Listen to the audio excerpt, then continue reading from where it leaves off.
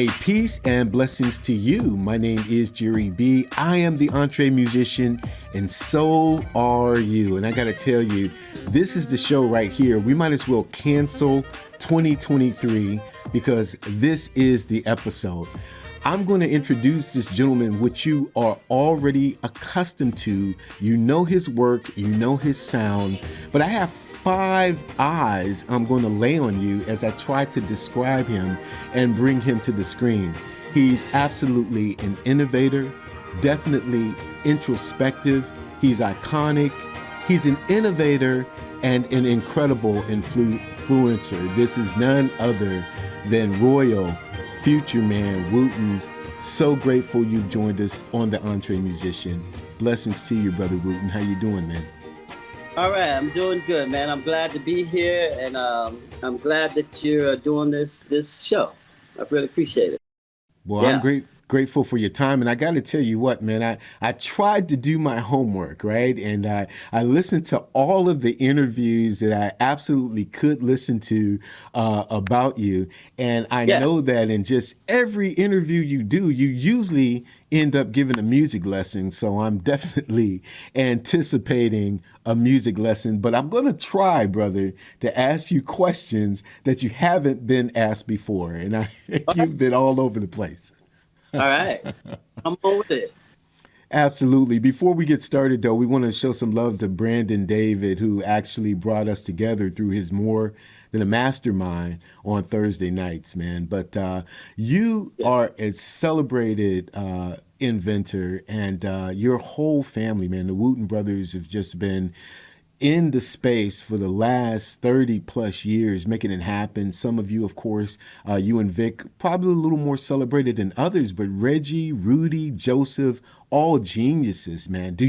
When you get together as a family, do you think of yourselves the way that we do, that, yeah, we're doing some genius stuff, or you're just brothers hanging out? We're just brothers because we've been doing it so long. Vic started playing with us when he was 2 years old.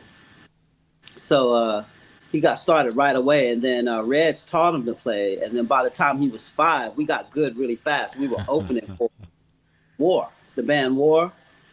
Slipping in the darkness, opening for them. Wow. When Vic was 5, just learned to sign his name, and he was signing autographs.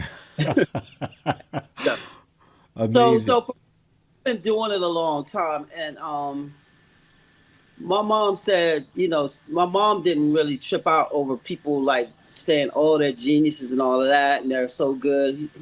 She said that's all they've been doing. They should be good, Didn't like look at it like that. So we just, forward thinking. We just pushing, man. We're just like really into it. Yeah. And just happy to be still growing with music, Absolutely. Yeah.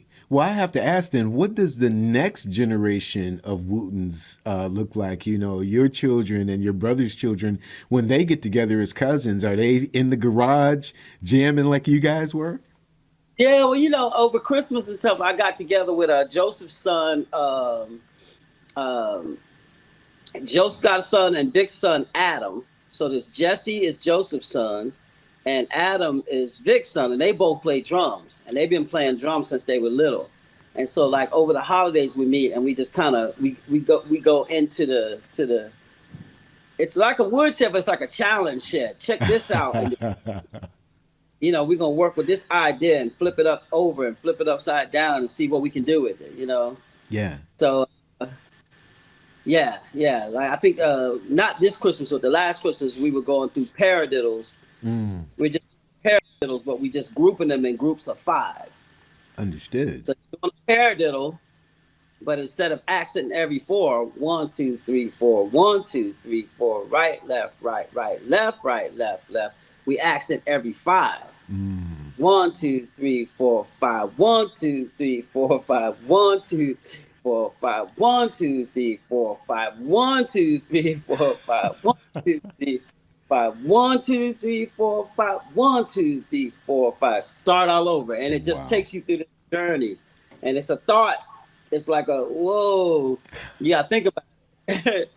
It takes get through that obstacle course. But you know, when we're over the holidays, we get a chance to kind of dive in. So the next generation is doing their thing. You know, when I can't play or something with my brothers or something like that, Jesse, he just sits right in. Wow. Last time we jammed, it's in my Facebook Rhythm Hackers group where we talk about rhythm and music and life. But Adam sat in with us, you know, on the tune. I said, man, Adam is here. Let Adam take the chair on drums. And he's doing his thing, you know. Yeah. Well, how old is Adam? How old is he? He's in college, getting ready to graduate. So, you know, he's on the gymnastics team. I think he's in his last year. Wow. So whatever that is when you're in college in your last year, you know, he's getting ready to get on to Michigan, doing gymnastics and stuff. And then when he leaves, he's getting ready to tackle the Big Apple, New York, with his sister Kyla, who's also the next generation. You know, she's singing, acting, music, and she can really write too. Wow. Like she's probably got a book or a movie inside of her, a few movies waiting to come out. That's Kyla. That's fantastic. So yeah, so all the nieces and nephews, the next generation they're all each coming into their own. That's beautiful. Well, let's go back to the Wooten Brothers again, because I mean, you all started so very young. I think Regi being the teacher, but I believe that you guys went out not only with WAR, but you were out with Curtis Mayfield in his heyday as well. Tell me a little bit about that. Yeah, my brother Joseph was just talking about that. He just did an interview. Actually, my brother Joseph is a person you'd love to have on this show too. Excellent. But he just did an interview with some coaches, and he was explaining we did WAR when Vic was 5, and then either a few months later, a little bit after that, we were opening for Curtis Mayfield on the Superfly tour. Wow. Yeah, it was a Superfly tour, and it was supposed to be a whole tour, but the tour shut down early because something happened and people weren't getting paid, and it was just a scene, man. It was like a scene out of a movie. The straight scene. We did the show was great, and watching Curtis Mayfield, the show was killing, man. And there was a crowd waiting to come into the second show, but something was happening where people didn't get paid, and a guy came to my mom and dad and said, "You might want to get your kids out of here. There's not going to be another show." Wow. And it might be, you might want to leave now while everything's calm. So on the way out the door, one of the musicians was saying, "Kids, y'all need to get out of music now while you're still young." And we thought it was funny, man. We were like, man, we're already hooked. We're not going nowhere. Man. Right. Man, oh man. So anyway, that's young. You know what I mean? Like we're young and seeing these musicians, man. WAR, you know, they got that juking thing. Yeah. And that's the same feeling that Bob Marley is jamming with when he goes, "Get up, stand up." Exactly. Well, that's that WAR thing. WAR had that thing in the air. So we were up close on that. Yeah. And then seeing Curtis Mayfield is just a lesson in musicality and dynamics and soul. You know, he just played soft the whole night, you know. Yeah. And you play drums. So from a drum standpoint, it was Curtis Mayfield's percussion player who inspired me to really push the drums to find the melody. Like I'm on a search for the melody. Everything I'm doing with the Flecktones, everything I'm doing to take the drums from my sticks to put them in my hands is just to get my fingers running drum concepts so that I can put that on the melody a whole different way. That's my whole search is going to the melody. But it was Master Henry Gibson, who was Curtis Mayfield's percussion player. Yeah. Who every night they would stop the show and open it up and just let him go. Really? And he'd be picking percussion. It was like bongos and soft rototoms. The soft rototoms got a tone. Do do do do do do do do do do do do do. So when you hear Superfly, do ding do do do do do do do do do do do do do. He's spinning a rototom, playing with his bongos. So every solo, he'd be taking a musical solo. And I was just like, wow, man. And, you know, it didn't have to be do, re, mi, fa, sol, la, ti, do, but there were different notes and it was a melody carrying you. And right there, I said, man, the drums can play the melody like no other instrument. I want to find Wow. that. How old were I you want. when that was going on, man, Roy? How you back? Vic was, Vic was between 5, 7, 5 between 5 and 8. Mhm. So 5, 6, 7, 8, 9, 10, 11, 12. I was between 12 and 13, 12 and 15, 12 and 14. Wow. So somewhere in there. So you Yeah. swallowing a lot of music, seeing it up close and personal, and getting to meet these guys and learning firsthand what that energy is. Yeah, because we saw firsthand. You know what I mean? Like we were in the studio because Curtis Mayfield was gonna sign us to his label, Curtom or whatever it Yeah, was, Curtum. Yeah, right. and working out ideas. And I remember they were trying to get this a Celeste on. Somebody's trying to get a Celeste on our song before the Jackson 5 used it because they heard the Jackson 5 were going to use. So there's always the Wooten Brothers and the Jackson 5 over there. We're the musical family. They're the dancing Singers. entertainment. And the industry was always kind of aware of these brothers. And so we were always like on the other thing, on a parallel course. Mm-hmm. Ours was really more serious when it came down to music, right? Right. So what we learned being up close was we watched them work in the studio. And the drummer, I remember his name was Nail. And maybe if Nail's out there, if he's still alive and sees it, I'd love to get in touch with him again. But they were in the studio working out an idea and people couldn't understand the ideas. So he just got up, grabbed some piece of paper, 3 pieces of paper, wrote it down on 3 pieces of paper and handed it to everybody and sat back on the drums and they all played it right. Wow. We went, whoa, that was the coolest thing we ever saw. It was like he just scribbled some stuff down and they all knocked it out.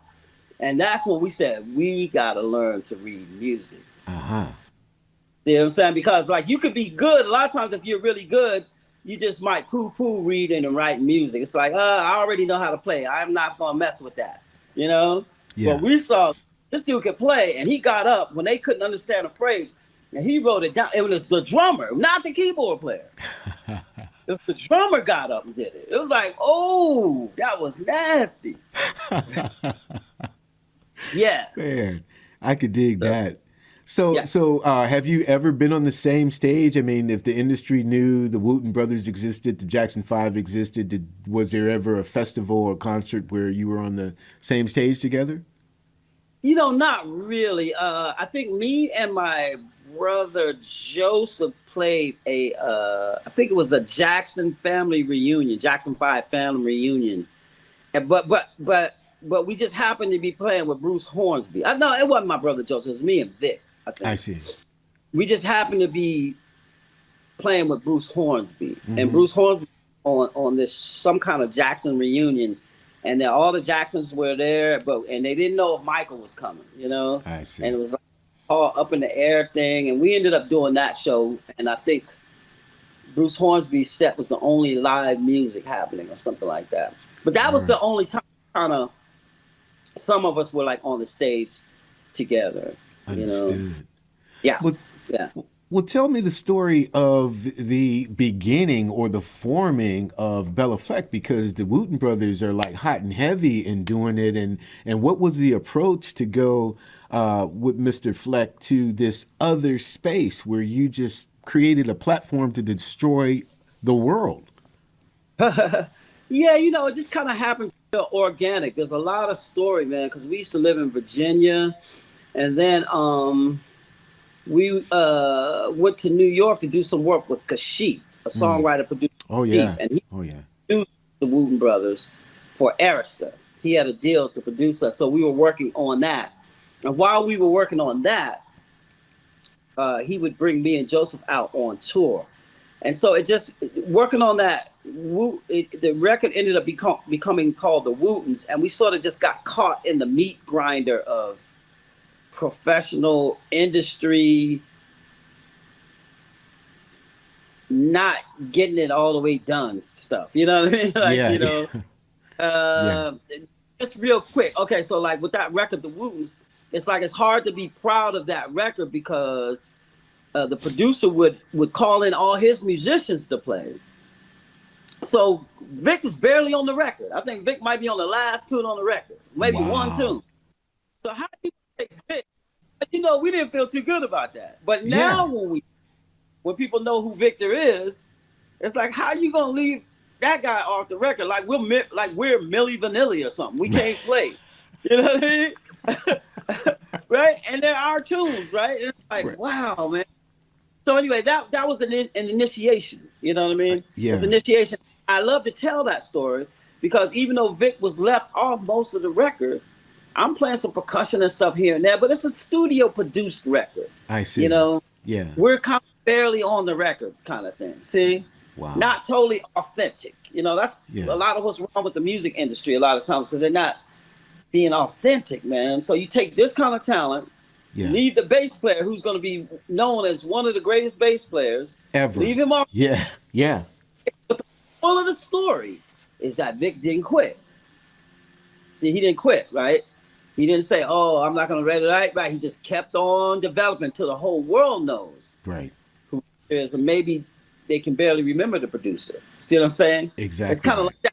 Hold your ground. You just keep developing. Life is giving you things, right? It's giving you things for a reason. Yeah. An obstacle course is par for the course. You know what I mean? So we're doing that. You know, while we leave New York, we're just like, yo, this is not gonna happen, man. Because basically we're trying to finish the record. The record doesn't get finished. Then we end up going back on tour with Kashif, and it just keeps getting put off. We finally get it done. It just kind of was not too good of a scene. And we're kind of regrouping. We do some work at Busch Gardens theme park. And there we met engineer Kurt Story. And Kurt Story was always trying to get us to come to Nashville. He said, man, y'all got to come to Nashville, man. It's a whole music town. Y'all need to come, right? So when there was an open span of time, Vic went to Nashville first. He came to Nashville first. And when he was there, he just met all the good musicians. You know, he started playing with Jonelle Mosser first, playing around town. Yeah. And he's working out these new techniques. He was just getting these triplet thumps and all this new technique together. So he's sneaking up on people. People are not ready for what he's getting ready to drop, right? So like Vic played a club in Nashville with Jonelle, and when he took a solo, I think one of the drummers like fainted while he was taking the solo. He just got so excited. Like, whoa, you know what I mean? It was that kind of scene, you know what I mean? Right. And then Vic would be working a health food store, and at night after it closed down, he would be doing solo shows, working out his solo stuff. Wow. That becoming a cool little scene, you know?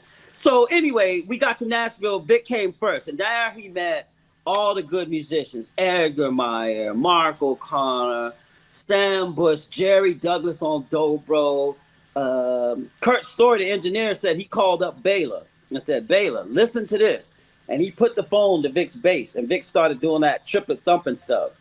And I've heard Bela say, "Man, that sounded wicked, like some bass banjo triplet, Earl Scruggs bass banjo stuff." And so that just happened to coincide with the time where Bela was looking to put together a jazz band, because he wanted to bring the banjo to jazz. Yes. And not just leave it in bluegrass. He basically wanted to play like Chick Corea and Return to Forever and all fusion groups. Right. So fusion is in the air, right? And fusion doesn't stay in 4/4 time. It goes all over the place. Yeah. And that's the way Bela really feels. He feels all over the place, right? Yeah. And so Bela got offered to do a PBS special, a whole hour of Bela Fleck's music. And at the end, he wanted to do this jazz group, put the banjo in a jazz setting. So he was putting together a quartet. Yeah. He had met the harmonica player, Howard Levy, at a Winnipeg Folk Festival, right? At that Winnipeg Folk Festival, somebody just said, "You two are good musicians and need to know each other," and just pushed them in. And they said they jammed all night. It was light. It was getting light when they finished playing. Wow. So they just connected. So when Bela met Victor, he already knew he wanted to play with Howard. And, you know, if you think banjo and harmonica, that's already got some Americana to it right there. There's something to that, right? And so he met Vic, and he said, "Man, I just about got my band, man. All I need now is a drummer," right? But he knew he wanted a jazz thing, and Nashville's not known for jazz thing. There's a bunch of jazz drummers moving here now. Great drummer. Nate Smith is here. The drummer for Animals as Leaders move here. What's his name? I'm trying to think of his name. But anyway, the great rock fusion, not fusion, but kind of metal. Yeah. But anyway, he just moved here. There's a lot of good drummers moving here. That's good. But back then, to get that jazz feel, Bela thought he might have to go to New York because Bela's from New York. Mm-hmm. And he went to the School of Arts where all these great drummers like Louis Nash and people like that. Yeah. And he's thinking he's going to have to get a jazz guy to anchor this jazz thing down. So he's hanging out with Vic and they're listening to all these records. And as they listen to the records, Bela would always ask Vic, what do you think about this guy? And Vic would say, yeah, man, this sounds good, but man, you got to check out what my brother's working on, right? You gotta check out my brother, right? Because Vic knew I was working on this. I was working on my drumitar at the time. Yeah. So Bela would play another. What do you think of this guy, man? Yeah. He says, man, he sounds good, but man, you need to call my brother. You need to check out what my brother's doing, right? And he would say, well, how does your brother play? Does he play loose? Does he play tight? What? He said, you just gotta call him. Man. And so Bela said, man, after Vic just kept saying that, he said, well, man, maybe I just need to just do. He keeps telling me this. Let me just call him. Right.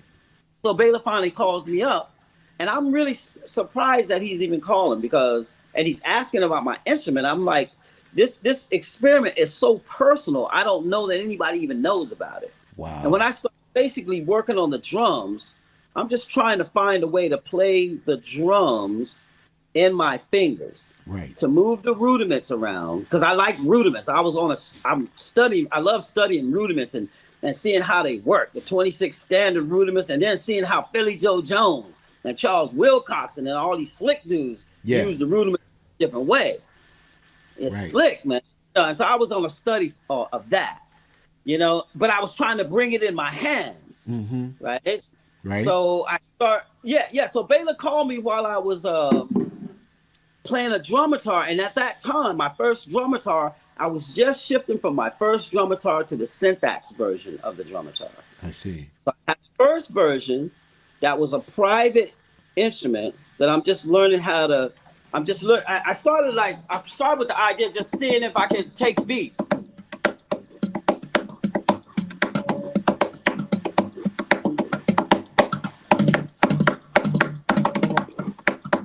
If I can do paradiddle, paradiddle, paradiddle, paradiddle,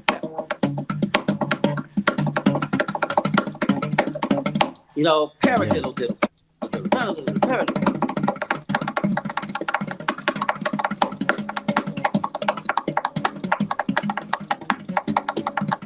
Yeah.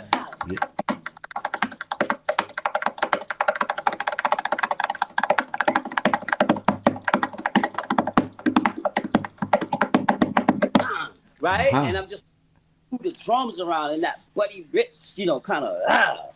And if I can move it through my fingers, it make me see the melody a little different way. So I'm experimenting. My first drumitar, I made some footage of me. I'm just documenting. Okay, this is what I'm finding. This is how I'm moving the rudiments around.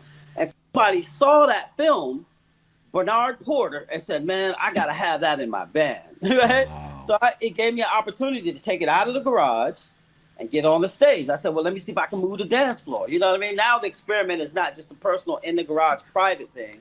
I'm out there on the dance floor getting stuff moving around. Yeah. And so I had gone through that, and then I had switched to the Synth Axe when Bela called.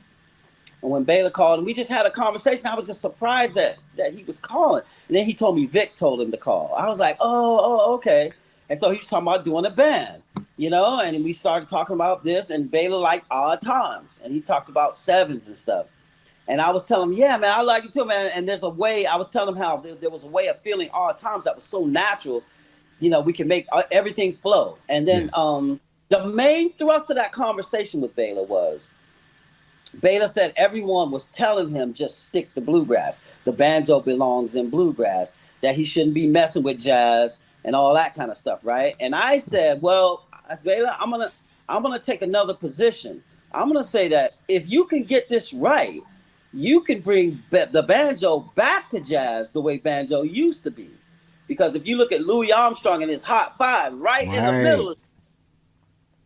So the banjo used to be the guitar of jazz. I said, you get this right, we can bring the banjo back to where it belongs, actually. But the banjo belongs in jazz. So don't feel like you're an outcast. I just always tried to to lift up what he was thinking of. You know what I mean? Like, yeah, man, you could actually do this, right? So the only thing was, I said, Bela, man, I want to do your thing, but this instrument is so new, it's so fragile that I don't know if it'll survive the airplane ride. That was the thing. You know what I mean? The airplanes can destroy stuff. Yeah. So we just said, okay, well, if it doesn't work, I'll just play drums, right? So long story short, we did the airplane thing. I got it off the airport. We opened it up. Boom. Everything worked. And man, we would just jam from now to the next day looking like this. We'd go through the night playing, man. And Bela he could pull out all of these little nooks of ideas and corners of ideas that he didn't know what to do with it. But now, whatever we played, we can make a song. Yeah. Like, said, wow, I never heard my ideas back like this. See what I'm saying? He's got me and Vic, right? Right. And what he throws at us, we can turn it into something nice. And it was nice already. But a lot of times it was quirky, and a lot of people might not have understood where he was going. Because Bela's like he's got a natural composer. He's kind of like Bela Bartok, who he's named after. Wow. He's got that. So that's the journey, right? And then somebody the other day asked, what's up with all these odd times? Like, where is that coming from? How did you get your natural knack for navigating these odd times? And that was really kind of when fusion music hit the scene. This is Billy Cobham and Tony Williams and Lenny White, Maha Vishnu Orchestra, and they navigating all them Indian times, changing times. So we were already like chewing on that in our garage with all the musicians coming over. Yeah. So by the time we got to Bela, whenever he would change, like we were ready for it. You know what I mean? It's like, we can make a change without you knowing that it's changing. Absolutely. And so that was the whole fun of it. So it was just a natural extension. And the thing I'll have to give you credit about Bela, here's the thing. So Vic told him to call me, then he called me, right? Then he said, I'm gonna get you to play, right? You have to have a forward-thinking mind, right, to call me up, look at what I'm dealing with, and say I wanna work with you. Right. Now that is okay. Let me put it like this. Okay, so Bela was getting advice, right, when he was doing this went so good that he wanted to record. So all the experts around him were saying, man, you need to get established people to record. You got to get famous people, known people. We're unknown. Here's Vic. Who knows who Vic is? Howard, he's out there. I'm doing the drums like this. It's just like everything is not quite right? And so everybody was like, whoa, dude, you need to get established players. And Bela went with his instincts and stood around, right? And so because of that, you have everybody in that band is pushing the instrument where it hadn't been before. That's true. See, remember the harmonica player that he met? Yeah. He's playing a blues harp, man. He can play one blues harp and play through all the keys. Yeah. He's playing notes on that harmonica that's not there. He figured out how to overblow and get the in-between notes. So that's a dude that's pushing things where they don't belong, where they do belong.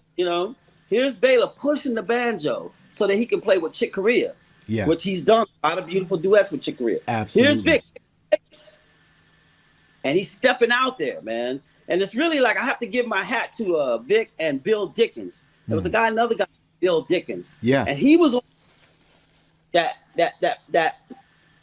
plane, that frequency that Vic was on. Bill was hitting it his own way too. Yeah. There's something in the air, right? Yeah. And they caught something and just, whoa, the bass is never gonna be the same. Right. Never gonna be the same. Now here's me on the drums, right?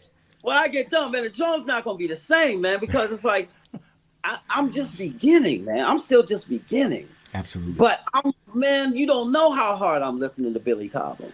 Man, I'm like transcribed Tony Williams, Max Roach, and Elvin Jones is my whole DNA. Everything I do is, you know what I'm saying? But Max connects to the melody that goes back to Master Henry Gibson.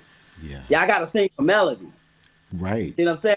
But by the time I get to melody, I want to hit it like Charlie Parker and Art Tatum. See what I'm saying? I'm trying to hit the melody like that.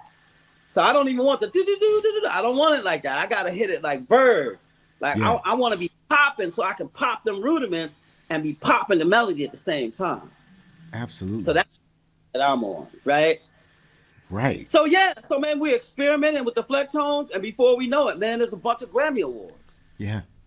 You know, and and again, I just have to say this for the journey. What's very interesting, we just recently were recognized the Miles Davis Award in Canada.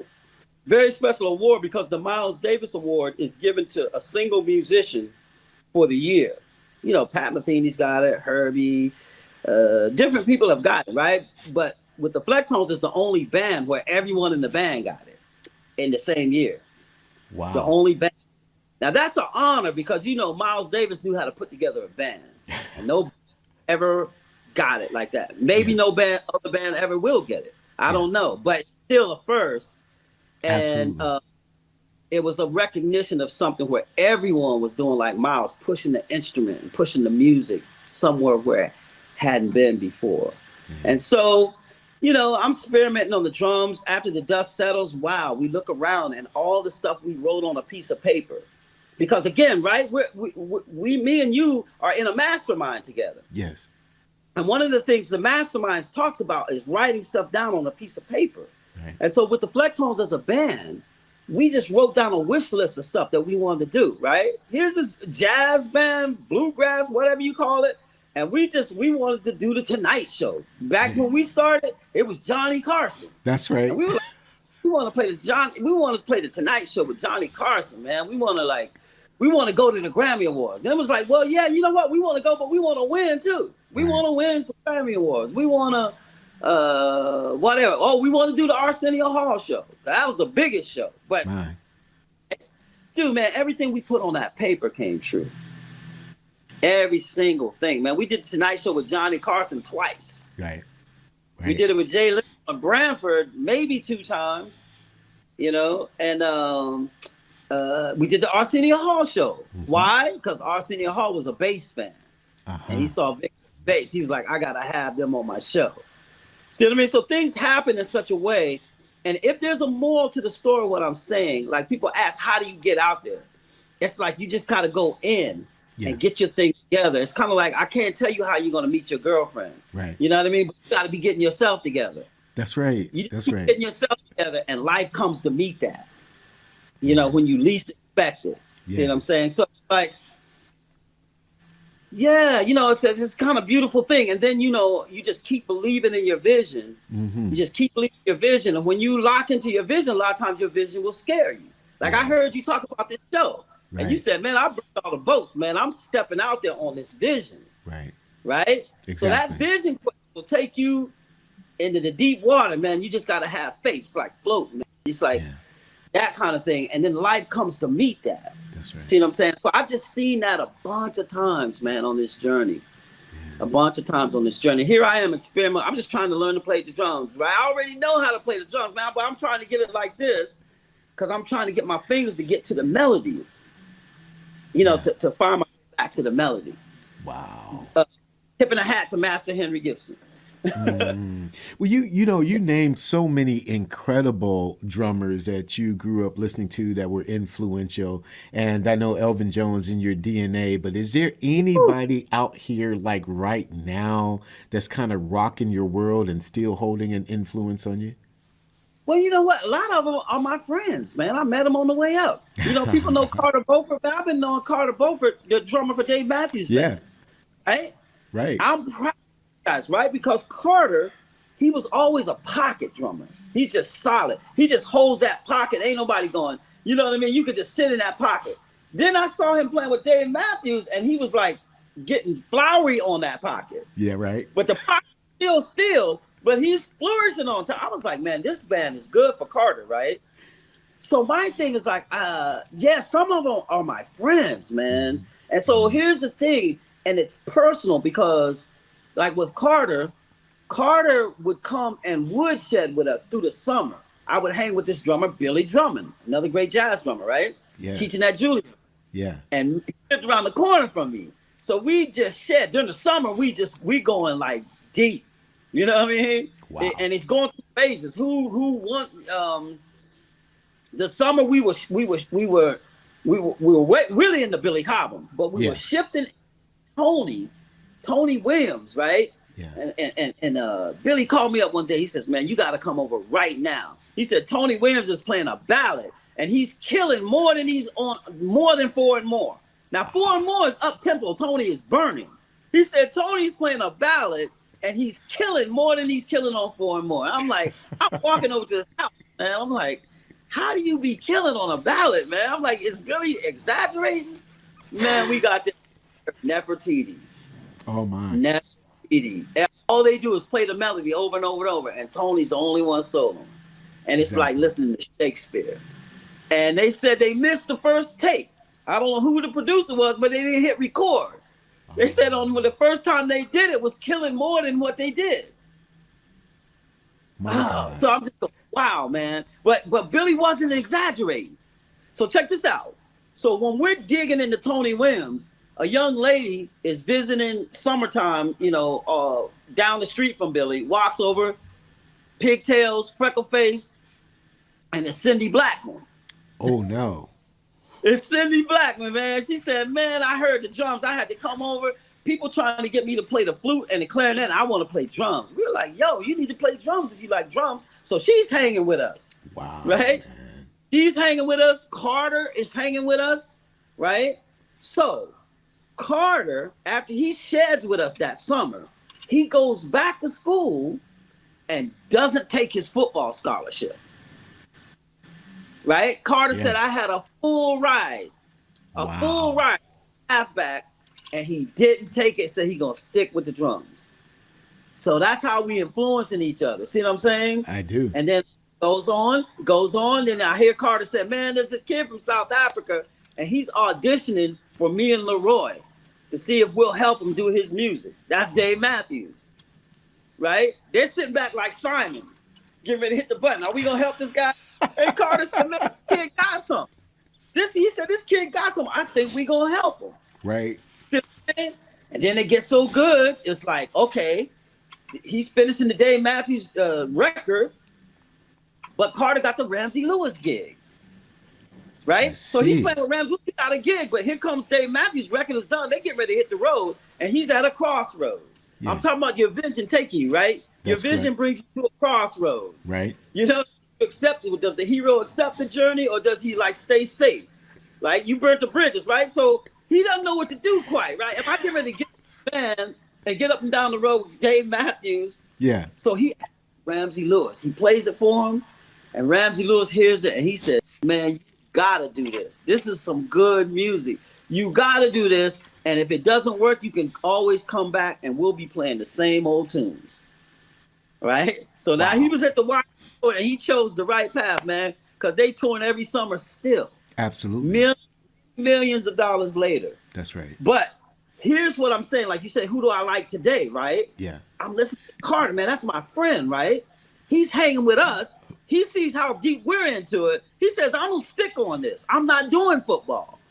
Right? And we talked about that. He said, "Yeah, man, I would have been retired a long time ago in football." Probably all hurt, beat up. But he's still killing on the drums. Absolutely. You know what I'm saying? So many years later, Cindy Blackman is married to Carlos Santana. Truth. Playing with him. And she's killing Tony Williams. That's the point. Yeah. I'm saying. Yeah. Right? We were listening to Tony Williams. Fast. Yes. Slow. Fusion. $1 Million Legs. Tony. There's a whole lot of schools of Tony. Absolutely. And Cindy got them all. Man. Cindy got the cymbals.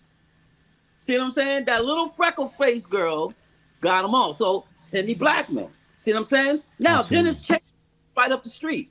Yeah.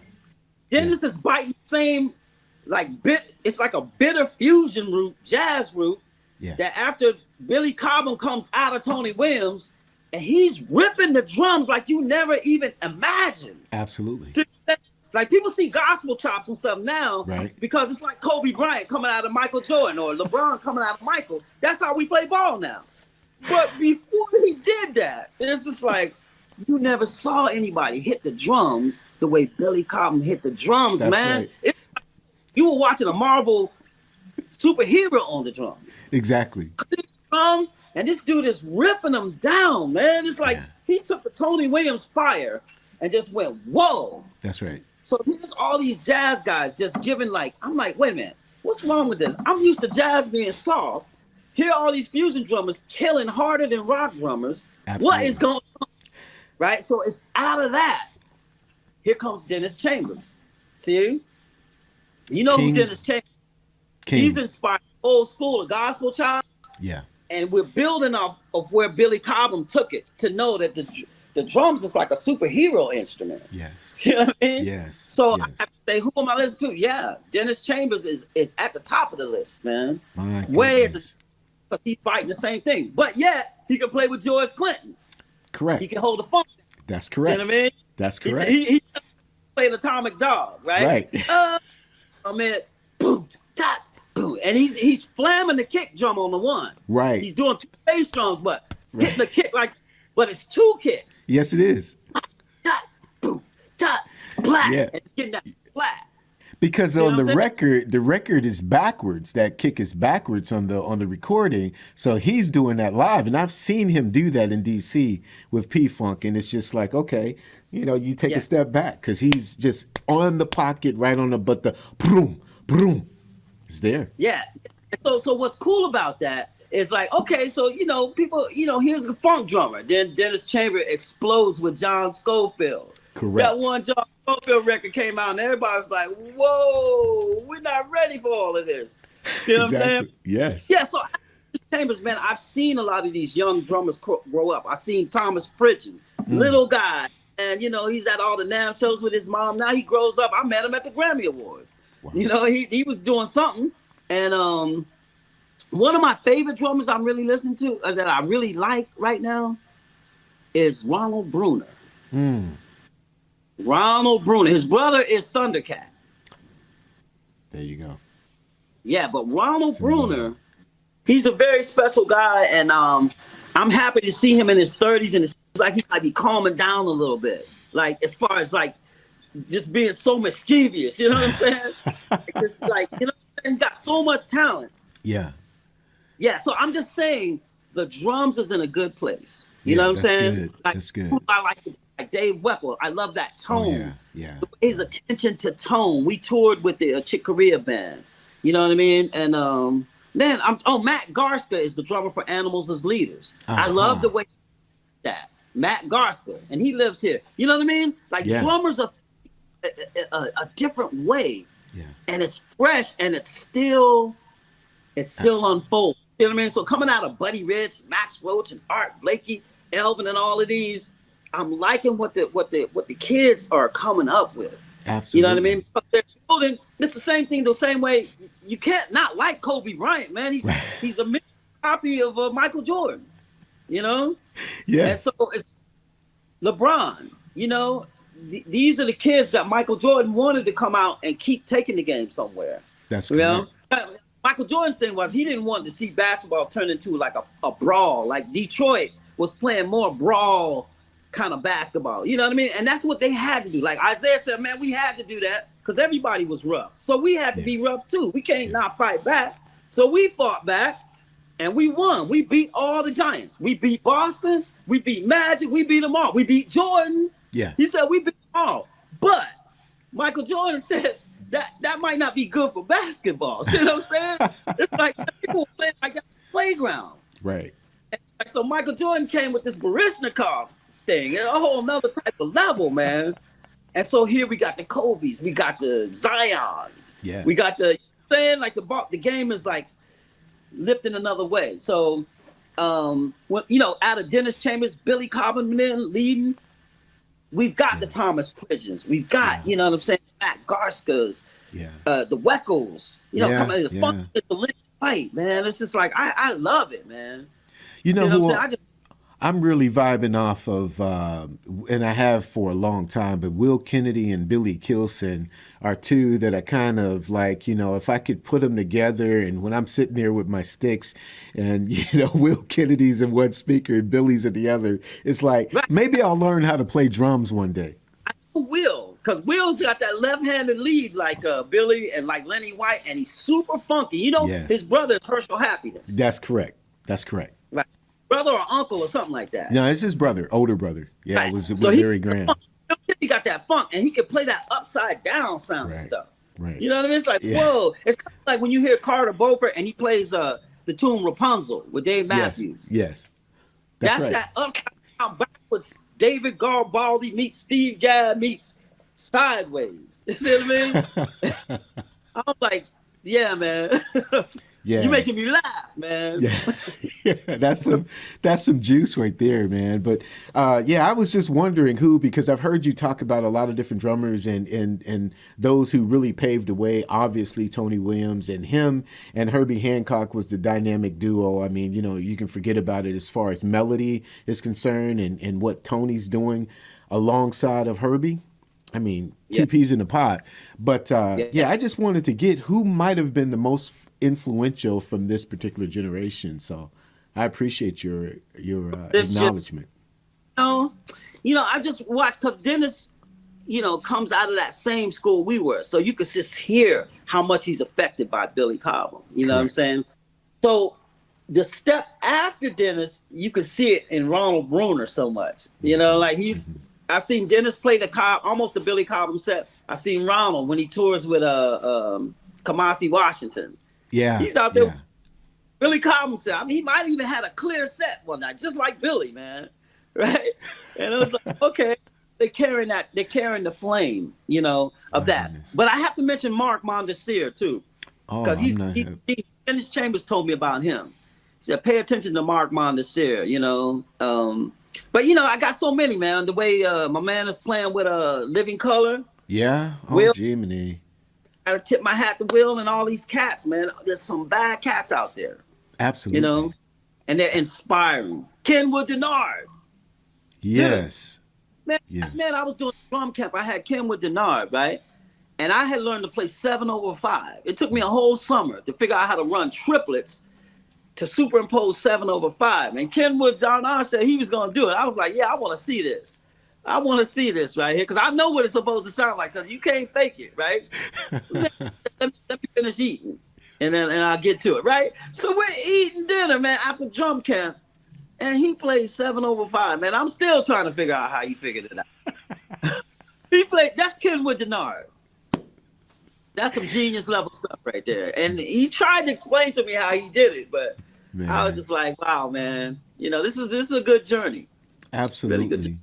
Well, you don't talk much about your solo projects, man, but you have 4 killer projects and you dip into classical music and whatnot. You know, what's your approach? I mean, of course, you got the Wootens behind you, you know, as far as your experience, obviously the platform with Bela, but to come into a zone where you say, this is the expression that I want to make, and this is my spirit coming into this recording. What's your approach in that process? Yeah, well, with the classical music stuff, it's really you're seeing me find the melody that I've been looking for all the time. I see. Because all the violin parts are come off of a keyboard that I had built. The people who made the Zyn Drum instrument. Let me just see if I got a Zyn Drum here to show you. Sure. So the people who did Zyn Drum were inspired by my first instrument. Okay, and they were inspired. I got a chance to meet David Haney, and they make these instruments with all these pads on them, right? This was the idea that they saw me doing with Bela, and they were like, "Oh man, I want to try this." And he was like, he wanted to meet me. And when I met David Haney, I was like, "Man, go for it, man! I need somebody to share this with people because I'm really still racing down the road." Yeah, you know, I got to get the melody right. Right. So this is the Zyn Drum. And this is an instrument that people can play. When they gave it to me, they played it like this. I see. But when they gave it to me, I took it like this. That's how I saw it. And they didn't tell me. And so they said, man, you flipped it over just like Hendrix, man. And so that's how I played it. So this is a model of the Zyn Drum called the EXP. And it's got more pads that are sort of set up the way I use the pads. They got the pads under the bottom. And they got it made upside down. The screen's on the top. So not because a lot of other people like to play it like this too. So this is called EXP. And the point is with Zyn Drum, that company now, they understood the piezo's enough to help me build my piano version of the Drumitar. So it's from the piano version of the Drumitar that now I'm setting up the pads in a grid where I can get to the melody. Starting from Henry Gibson, we're coming through Max Rhodes, right? But I'm listening to Charlie Parker. I'm listening to Art Tatum. I'm born on the same day as Art Tatum, October 13th, right? Mary Lou Williams, jazz pianist, tells us how Art Tatum is getting his speed. And it's something I was already doing. I was starting to do with drums where I'm going one surface to the next surface. And the way Art Tatum is raking on the keys to get that speed. Wow. He's raking from the black keys down to the white keys. See what I'm saying? So instead of doing a chromatic scale like da, da, next finger, you know, C sharp, next finger, D, next finger, E sharp, D sharp, E, he just goes thumb, first finger slide, second finger slide. He got all 5 of them. Ba, blah. Ha. Da, blah, right? Then you cross over with the thumb on the F and do 3 slides. Blah. And you got the whole chromatic scale. Wow. Ba, blah, blah. You know, sliding on the keys. See what I'm saying? Yeah. So with my keyboard, I have it set up in stair steps so that I can take advantage of these slides. And then I'm on the path to the melody. This is the part you can't see unless I tell you, right? I'm hitting the pads and I'm using dynamics to change the pitch of the note 4 times. Okay? Now follow my logic. We're getting abstract now, right? That's cool. That's cool. I played trumpet. The trumpet's only got 3 valves. But if I hit this first valve, I can go down low, get a B, right? You know what I mean? I can get a D. I can get a D up here. I can get about 4 different notes off of this thing, depending on how tight I make my armature. Yes. Yes. So I'm using dynamics like armature. Wow. Right. So when I hit soft, I get 1 note. I hit a little bit louder, I get another note. Louder, I get another note. And then on the top, I get whatever the first note was. So it's really, I got a 3-note spread with the octave on the top. That's the way you think of it. Yeah. Right. So now I'm leaning into my rudiments in the melody, and I'm hearing the melody just leap out of the melody, but it's leaping and it's clean like Charlie Parker. Wow. Okay. Wow. Right. And it's also if I pulse a rhythm, right? Yeah. All the violin parts for my symphonic works came off my keyboards just like that. Really? That's me. I already found the melody, man. See what I mean? And people don't even know. I already found the melody, right? And I've composed the melody, right? Now we've orchestrated the melody. All the instruments of the orchestra is orchestrated around my violin parts. All of my parts that I played on the keyboards are for the violins. Wow. For the violin.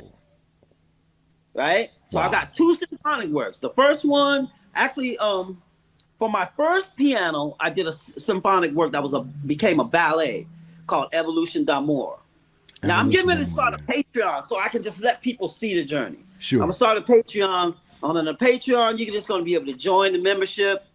It's probably gonna start at $5, and then if you wanna get more behind the scenes or get on a once a month Zoom together or something, it'll be a little bit more. Then if you wanna have a lesson, it'll be a little bit more. But basically, I'm gonna let you see this journey, right?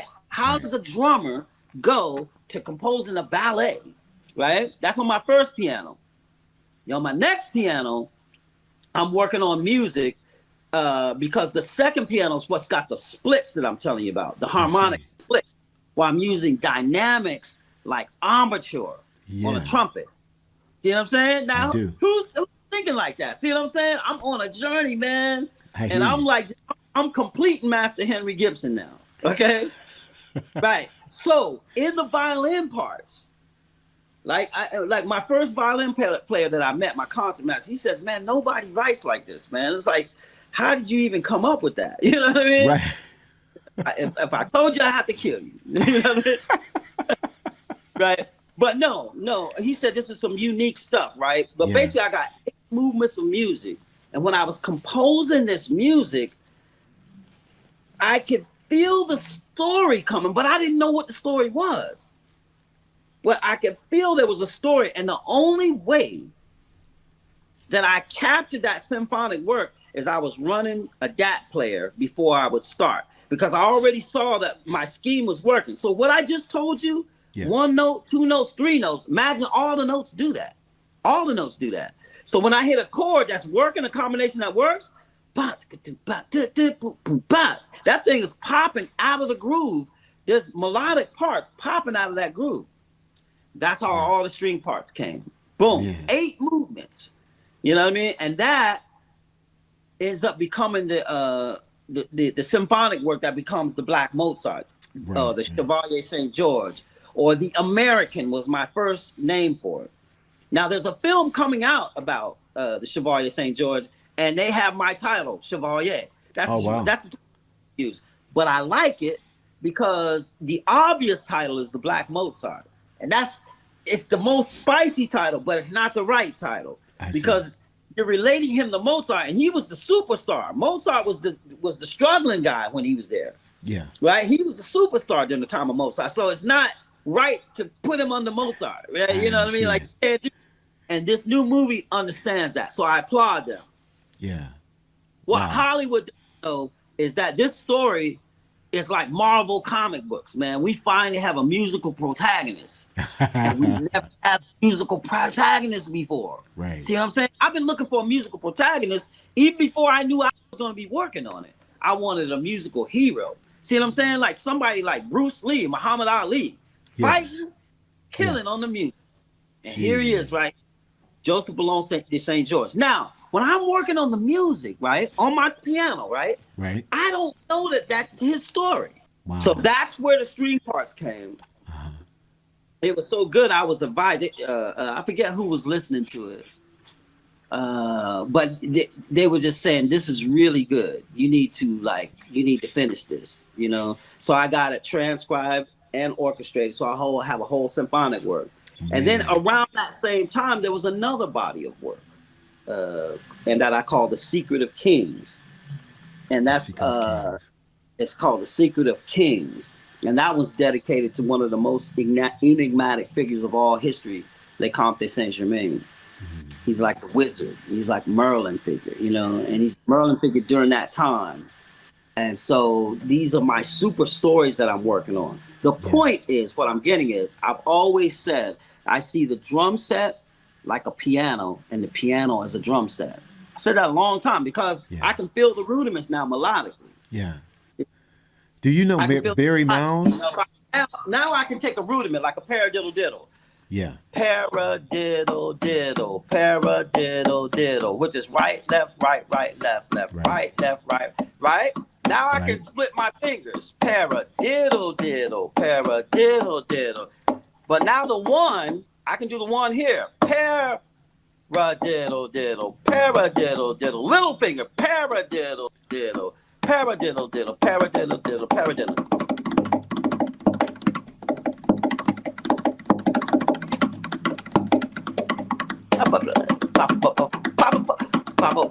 You know what I mean? Like I'm moving around and it feels melodic. Yes. It feels horizontal melodic. Like I can move stuff around, you know, and I can take Elvin Jones. See, like I can take Elvin Jones, quick music lesson. So Elvin Jones is the master of the triplet.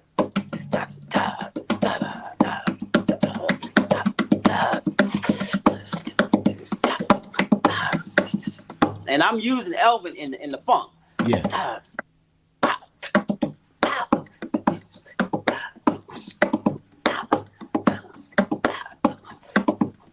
You know,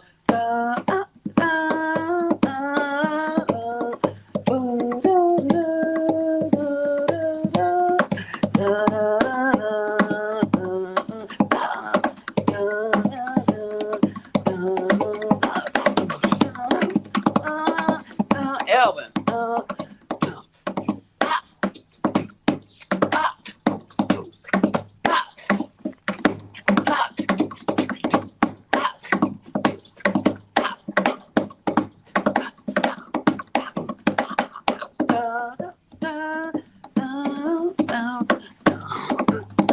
Yeah, I'm really feeling those triplets, right? Sure. But I can take the Elvin now, and this is me now taking Elvin and splitting those triplet. Now I'm counting 5 on that triplet. 1, 2, 3, 4, 5. 1, 2, 3, 4, 5. 1, 2, 3, 4, 5. 1, 2, 3, 4, 5. 2, 3, 4, 5. 3. See, I'm taking the triplet. Don't change them. 2, Right. 2, 3, 5, 3. And just by accents, I make you hear the 1 in a different place. Correct. 1, 2, 3. 1, 2, 3. 1, 2, 3. 1,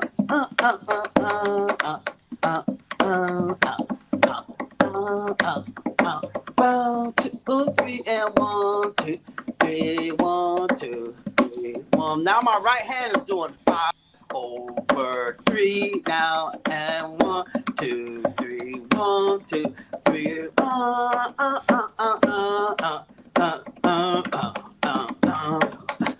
right.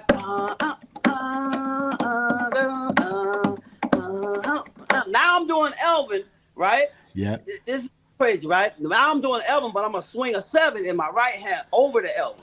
1, 2, 4, 5, 6. 1, 2, 3, 4. 1, 2, 3, 4. 1, 2, 3, 4. 1, 2.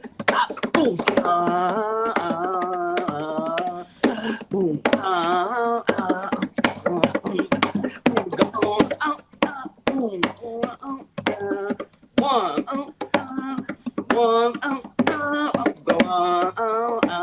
You have that 7. It's wide. Yeah.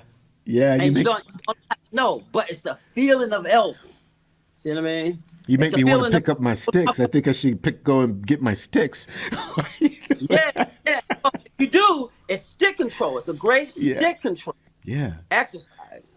Right. Because you got to go right, left, right, left. And you never change the right, left. But you do change the accents. Man. See what I'm saying? So in your sticks, you're going to go right, left, right, left. But you're going to count 5. Yes. Come in 3 different places. 1, 2, 3, 4, 5. 1, right, comes on the second bounce of the triplet. Yeah. That's stick control, learning the accent, the second bounce. 1, 2, 3, 4, 5. 1, right? Second bounce. And the next one comes on the first part of the bounce. 1, 2, 3, 4, 5. 2, 4, 5. Down 2, 3, 4, 5. Right 2, 3, 4, 5. Up 2, 4, 5. Down 2, 3, 4, 5. And then when you get it, you just let the sticks flop. Dot to do do go got do do got do do bat do do got do got do right? When I guess come, you let the right hand flop back and forth. Yeah. Got do got do got do do ba do got do da do ba right? Right. So I'm talking rhythm, right? Yeah. But to me, that's a melody. See what I mean? So I'm doing it here. Like Beethoven.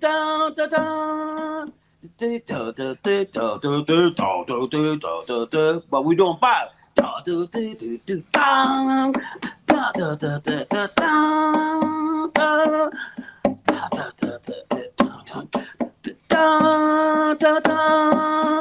You know what I mean? I do. We're moving different flows. Yes. It's the journey from the drum standpoint. So on my keyboard, right, all the violin parts is coming from me finding the melody, right? So it's one more stage. When I get this new instrument done, I'm going to be able to step in front of the orchestra, and we're going to have stops and starts where I do it concerto style. Like I'm going to solo on the drums the way a violin would solo in front of the orchestra. And that's going to be the homage to the Chevalier St. George. I'm going to be taking the drums like in a place where they haven't quite gone before. So let me ask. May I ask then? Are you going to be introducing your new Wootenator on that particular show? On which show? On the one you're talking about when you're stepping out and you're going to be doing the drum solo as a violinist would. In front of the orchestra, I'm working with there's an orchestra in Venezuela. These fantastic kids that are taking some of the music and soaking up the music. And at some point, that might be one of the first orchestras that I do it with from a solo standpoint. Now, the music is standalone. You can just do the music straight. But I want to do it in such a way that it's a concerto. Yes. And that's going to be like this homage to the Chevalier St. George, because Chevalier St. George was a virtuoso. Mm-hmm. See, he's a virtuoso. And so, it's like this is just really a journey, it's really a journey. And you're going to see me as I go, you're going to see me introduce different tools and stuff that you can use to practice some of the techniques that I'm going to be doing. Because some of the techniques have to do with me. I'm sliding. So if I'm doing Elvin, when I'm doing this, I can slide it. Yes. Right? So Elvin. Now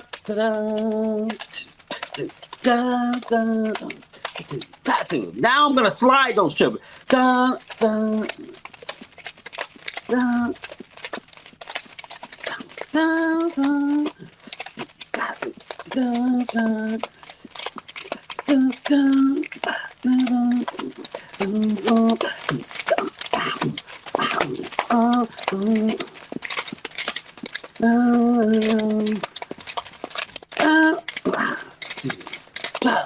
Elvin's here. Yeah. Now I'm taking Elvin here.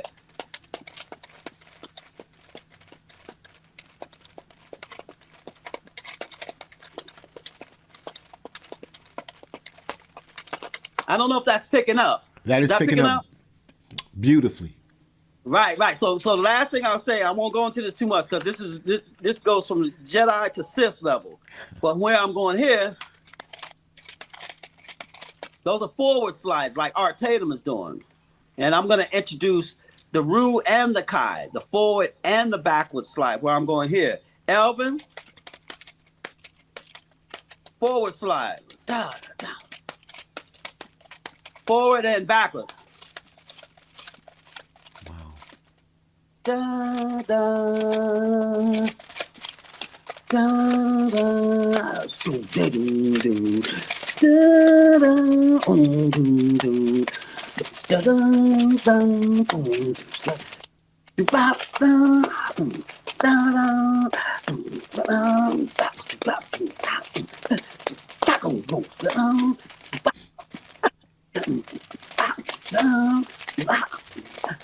See how I'm going backwards and forwards? I feel it. That's the Sith Lord. That's the Sith Lord level right there. When we're going back and forth. Because I was only doing my left hand. You're doing it on the right too. Yes. Right? We're going. This is now. I'm tipping my hat to Billy. See what I'm saying?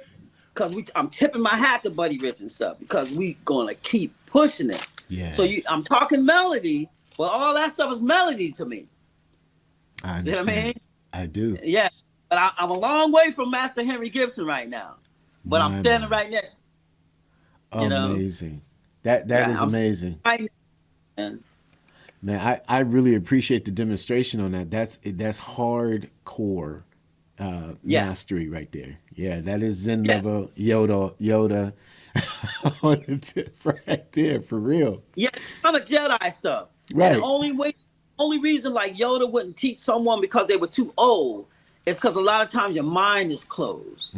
You can learn this stuff. That's It's absolutely. like we're opening our minds to like some this journey. But this is the journey that I'm on. Yes. Right. And like after so many years, I kind of see where I'm going with this thing. You know what I mean? Like I see how I'm standing on the shoulders of Art Tatum. Yes. Charlie Parker, who wanted to play like Art Tatum's right hand. That was his whole thing. Yeah. Charlie Parker, great saxophone player. Oh yeah. He worked Bird. something just so he could hear Art Tatum night after night. And he said he just wanted to play like Art Tatum's right hand. And that's how our bebop comes out of that. Because Art Tatum's like bebop.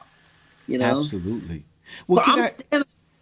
Guys, so I need to ask you a question because with the musical innovation that you do, you're also a hardcore entrepreneur. And how do you think, our mastermind is into Web3 and NFTs and whatnot. And so your same approach that you're doing with a simple envelope to make so much music, you're taking that approach and applying it to your EntreMusicianship. Actually, how do you bridge the two between what you think about music and how you do your business? Yeah, because I think business at the highest level, I think Seth Godin said it, that, when your business becomes part of your art. You know, when you're an artist with business. And so a lot of times when I'm thinking about business, I just think about what would Muhammad Ali do, right? He's a boxer, but he knows he's got to market that fight. True. You know what I mean? He knows That's it true. all the way. So that where you would be maybe more natural training alone. You know what I mean? I want to train and get myself together. He comes to the training, he's not in shape yet, but people can come and watch him train. Howard Cosell criticizes him, right? He's already open to social media. You know, he would be killing on social media right now. That's true. That's so true. His instinct is that he's marketing himself. See what I'm saying? Like, and he's using strategy, smarts, story. See what I'm saying? So, like, when he says he's a pretty champion, he got that from Gorgeous George in professional wrestling. Yeah. He saw Gorgeous George talking about how pretty he was. He's loud mouth, people booing him, trying to see him get beat. But he said, man, the place was full. So he's using that. I'm a pretty champion. I can't possibly be beat. So half the audience is coming there to see him get whooped. And half of them going with him. But he's filling up the stadium. See what I mean? So he's marketing. Yes. He's marketing. Like George Foreman said, we were calm and we did a contract on the phone. Everything was calm. And Ali said, don't worry about the marketing. I'll market the fight. And George Foreman said, the next day I was the mummy. Right? That's what he called him. And it's a psychological story going into his opponents too. That's true. Because he's like, I can tell you, Muhammad Ali is probably studying the 48 laws of power. In the 48 laws of power, one of the laws, they say you might not believe these laws, but the people who run the world run it off of these laws. And one of the laws was never let anybody name you. Right? What happens when people name you? Well, we go to Australia and we call the original people the Aboriginals. You know what I mean? True. That's true. We name these black Indians, we name them Indians, like we in India somewhere.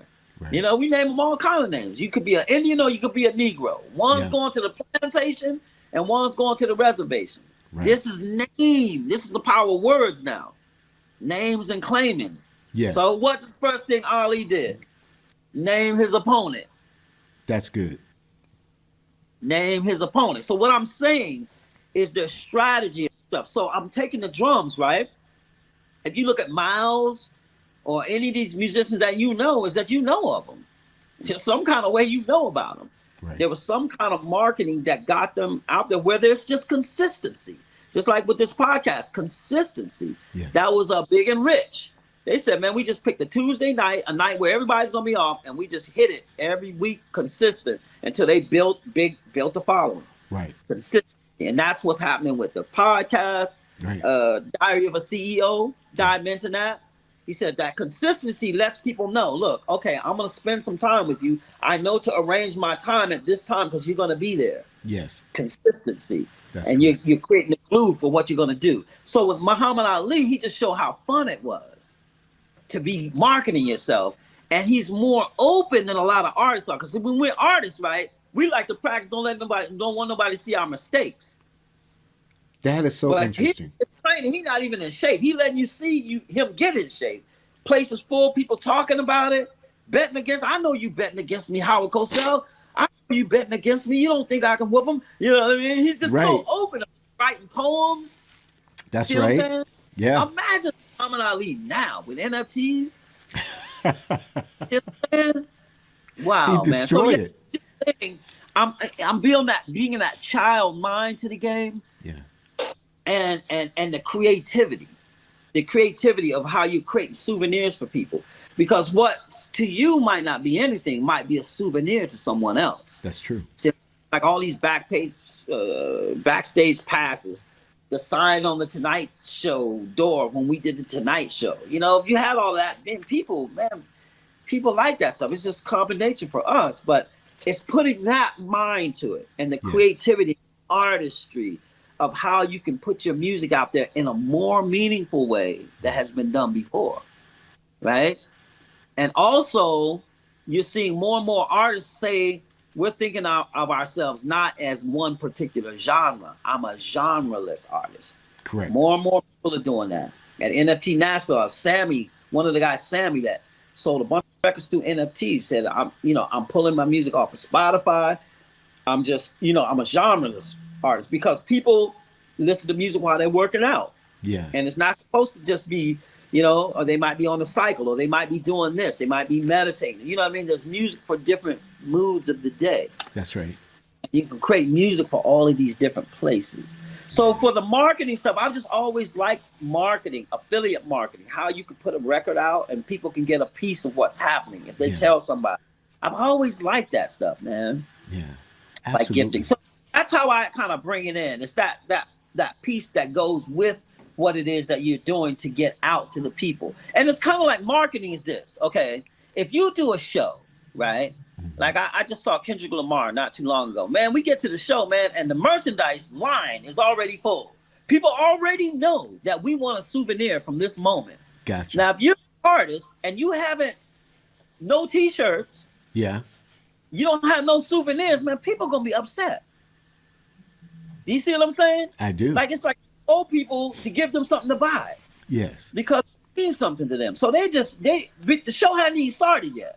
But the merchandise long is killing it. You know what I'm saying?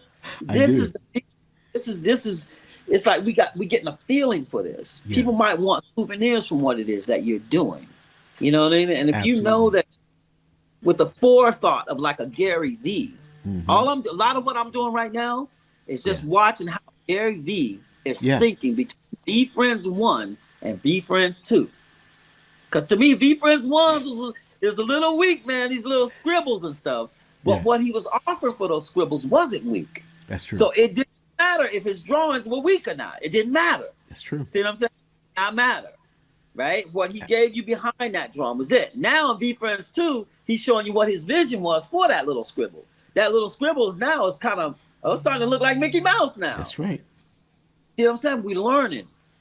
I'm just learning the thoughtfulness, because he's done like he's got even over 10,000 pieces, which is over the magic number. And he's done different drawings for all of these. So he's really thinking about what's going on. And he says that you have to remember, when you're creating these souvenirs or NFTs, you're creating an economy. That's correct. And so the fact that we can do that that's got my ear. That's really got my ear. So as Futureman, where do you see the industry 10 years from now with the NFTs, with Web3 and everything coming in, and you're being at the forefront of it?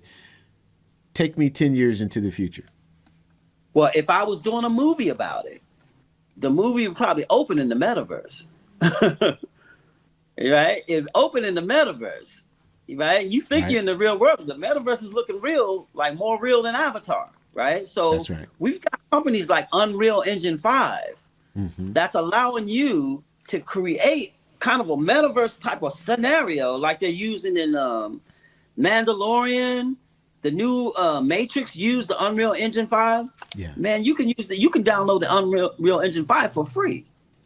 They say you don't owe them until you make $1 million.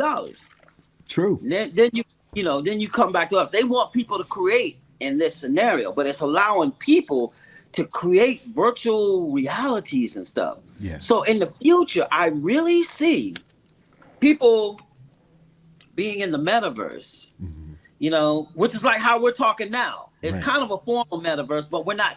I don't feel like I'm sitting in a room in a chair in front of you. If we were doing this in the metaverse, I would be in whatever my avatar is, and you'd be right there, but we're in the metaverse. That's right. Now, in the metaverse, like I got a bunch of pictures related to my script that I've written about the Chevalier St. George, but they leaning up against the wall. They back in the wall against the room. Right? In the metaverse, I can put them up and say, yeah, man, now check this out. That's right. Yeah, right? I know Sally Hemings, right? Here's Sally Hemings' child. Here she is an adult, and that's Sally Hemings' mother right there. Yeah. Right? Well, I see in the movie, there's two thieves. Why are the two thieves in the story? See what I mean? There's the antagonist. That's a bad man right there. See what I'm saying? The metaverse is bad. So where I see it going in the future, I see it, your consistency is having this show, and it's also happening in the metaverse at the same time. Absolutely. Simulcast. Yeah. Simulcast. And so I'm really big on Superworld, because I really like Superworld, because Superworld is thinking of augmented reality, kind of like with Pokemon. Yeah. And they see themselves as a gateway to all the different metaverses. The metaverse is just a place you can go. Like LinkedIn is a place we can go. Right. Okay, LinkedIn is cool, but some people don't trip with LinkedIn. So we like to hang on Instagram. That's just another place you can go. That's Instagram. true. Some people Facebook. People leaving Facebook. But that's just a place you can go. Right. TikTok. That's another place you can go. Right. MySpace was a place that a whole bunch of people used to go. Exactly. See what I'm saying? Metaverse is like that. Not just one metaverse. It's a bunch of places you can go. So Superworld, I like how they're thinking, because they're thinking as a conduit between all the different places that you can go, and that everybody don't want to be wearing them goggles all the time. Right. So they know little glasses are coming on, and you can be in this world, and you can say, like, imagine. Okay, this would be a scene in the movie, right? We're sitting on the beach, and somebody sees a airplane fly by, says, "Will you marry me?" And you think everybody's seeing it, but only one person is seeing it, got the goggles on. And the dude prepares him to his girlfriend. He said, "You got to come to the beach. I got to show you something." You know what I mean? He looks up the goggles, and there's the plane going by. "Will you marry me?" You know what I'm saying? Absolutely. So what they're showing in Superworld is, like, you can send messages to people. Like, if you go to an African store and you have an African mask, in the metaverse, you can have a location that shows where the mask was made, and go to that place and see where they make it in the metaverse and connect in all different ways. I can send you a message if you come to Nashville. I have a message right at the right foot of Athena waiting for you, but you got to go there. Right. You got to put the glasses on like Pokemon to see it. Yeah. This is kind of where we're going now. See what I'm saying? So you could be leaving clues for people, like kind of Pokemon, for, like, if you have a contest for your thing, it's really crazy. Wow. I don't think we've thought our best thoughts yet. See what I'm saying? But to answer your question, it's best for me to see it like in a movie, a scene. I would see a scene in a movie, and she's the only one seeing it. And you think everybody sees, she takes it off and says, "I do, I will." You know what I mean? And it's like the airplane's not even there. But it's there in the plane. It's in there in the glasses. This is what's going on, And again, I think that, this show would be simulcasting in the metaverse. And whatever location that you're doing it on, I don't know if you're doing it out of your house or out of a studio. In the metaverse, you get to buy that property where you're actually doing it. That's correct. And then work it out like that, so that if anybody does anything in this property, makes money in this space, you get a kind of a cut of it. So this is creative stuff here. So we got to put our child glasses on here, man. Right. Like, what would Muhammad Ali do? That's right. What I'm saying? Like, what would he do, man? His body, his fight gonna be in the metaverses, man. Right. Like you be sitting in the metaverse watching it with a whole bunch of people, kind of thing. Yeah. So I'm just kind of thinking like that. It's there's a bunch. Okay, last story I tell you. The reason why metaverse so serious is because I have a friend that introduced me to Second Life. Mm-hmm. Second Life is already in metaverse, been going for a long time. That's true, right? But and they have the clues on how the new one is going to go. But my friend Fred Wooten, he had me in there, and he's introducing me to people, and we're meeting each other, and we're like, "Well, where are you right now? We're all right here in the same space, but we're asking, where are you for real?" See what I mean? Right. And I said, "I'm in Nashville. Where are you?" "I'm in Canada. I'm in Switzerland. See what I'm saying? That's metaverse. We all in the same place, but we all somewhere else. Right. But the power of this is that I met somebody from Canada, and then when the Flecktones later played Canada, this person that I met as a cartoon, I said, "Man, we met as cartoons." When we played Canada, she and her whole family drove over 10 hours to come see us play live, because we met as cartoons. We met as cartoons, man. It's like, and then when we were coming for real, I was like, "Well, yo, we're going to be in Canada now." Okay, she drove over 10 hours, man. Wow. So these are the type of connections. That's right. That are yet to be had on this, right? So whatever we're talking about, there's an audience out there too. That's correct. Well, when you think about this connection right here, I mean, again, it was Brandon David calling me to More Than a Mastermind. You got to come here. I didn't know you were going to be there. We've met some dynamic people through that. And so then this gets to this point right here. I know where Nashville is. It's 10 hours away from me. I can be in Nashville if I left right now. I could be there tonight. You know what I mean? So, I dig it. Yeah. Yeah, I had someone do that actually recently too. He said, "Man, I could be there tonight, man." He came to see us play with my brothers. Joseph has a birthday special during the Christmas holidays, and a friend of mine, Mark Ham, said, "Man, I can make it tonight, man." So he just came on down, and but this is it connects the worlds. How we meet is the keyhole to here, and how we're dressing up here, but how our microphone is going meta now. You know what I mean? Absolutely. The microphone meta. And I love the people that we met. It's like with Mozart. Yeah. Okay, again, you were saying the future, what I see in the future. Mm-hmm. One of the things in the future is I just really like books. Mm-hmm. And I've always said when the computer feels like a book, that's going to be another paradigm. That's true. You know what I'm saying? And so what Tactile. Moses was talking about with Samsung, I think they've actually hit something and they don't know that they hit it right now. With that fold phone. Yes. That fold phone opens like this, right? And I've seen this for over 5 years. That who's ever going to make the computer open like this and not like this? Yes. And we open the computer like this now, but a book opens like this. Right. So whoever gets us to do this is on it. Exactly. But they don't know it. You know what I'm saying? Yes. So Apple came out with I don't talk about this a lot, you know what I mean? Because it's so simple, but Apple came out with one page with the iPad. That's just one page. Right. We need 2 pages. Now we got a book. That's right? correct. But Samsung even beat what I saw because they put the fold and you open it up and it's just one big screen. Right. That's like a book without a crease. That's correct. They don't even know they got it, man. See what I'm saying? Like they're making the little phones. I was like, okay, so in the future here, I'm gonna give you a future scenario. I'm getting ready to conduct a concert, my own music dedicated to the Chevalier St. George, because it's not his music. I wrote it for him. Yes. I wrote a book. This music is an homage to Chevalier, but we're performing it in the future. And everybody on their music stands, their music opens like this. Woof. Yeah. You know what I mean? These are their music books, right? And just Right. imagine an iPad and an iPad, but it's not an iPad, it's a fold. Woo. Dude, that is paradigm. It is. Shifted right there.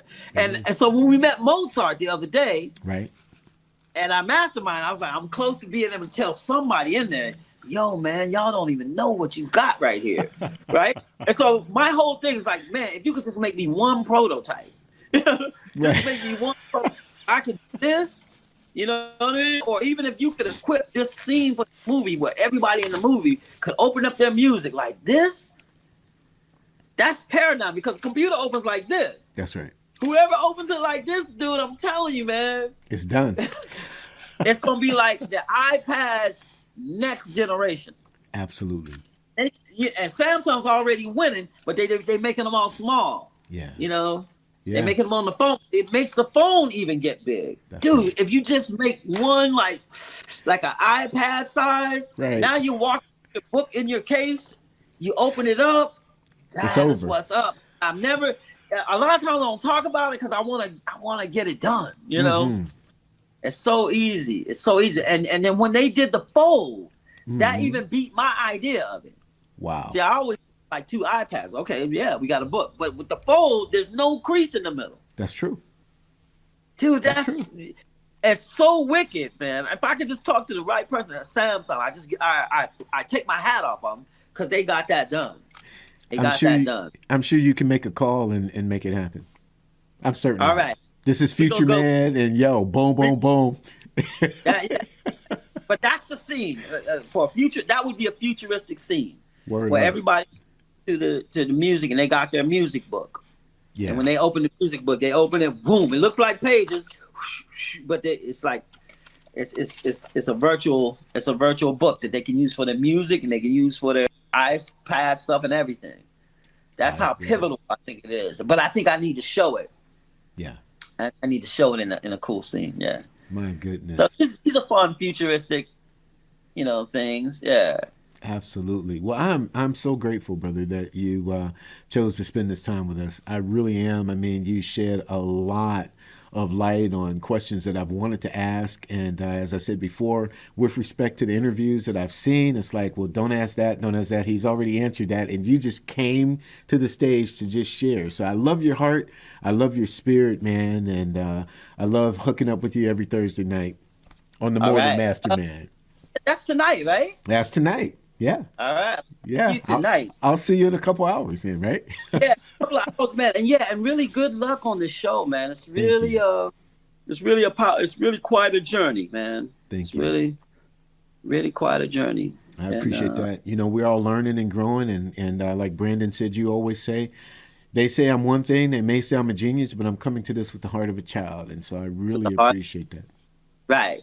With the heart of a child. So I'm gonna do some stuff that's gonna look wrong for a minute, but I'm gonna learn it. Right. Absolutely. Well, peace and blessings to you. People know how to get in touch with Futureman. I love what you're doing on the on Facebook with Rhythm Hackers, man. So keep it going strong, man. Join the group. Check out what Futureman is doing next. You can find him everywhere. So peace and blessings to you, brother. Yeah.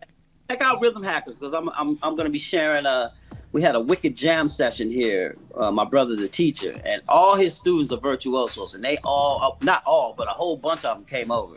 Wow. And so it was just like, oh, look right, look left, oh, and then I'm able to drop some rhythm stuff to some of them. So I'm going to show some of the conversations that were being had. Word up. Yeah. That's very cool. I'm joining it in 15 minutes. All right. That. All right. I'm letting you in. So come Excellent. You All got right. it. Well, blessings to you, and peace and blessings to you. Blessings. My name is Jerry B. That was the Futureman, Royel Wooten. Make sure that you check him out, and make sure that you tell everybody you know that you get down with the EntreMusician. Don't forget to go to Amazon and get the book, The Path of the EntreMusician. 9 keys to unlock your mindset, discipline, and focus. And we will see you around. Peace and blessings to you. I'm Jerry B. I'm the EntreMusician, and so are you. See you next time.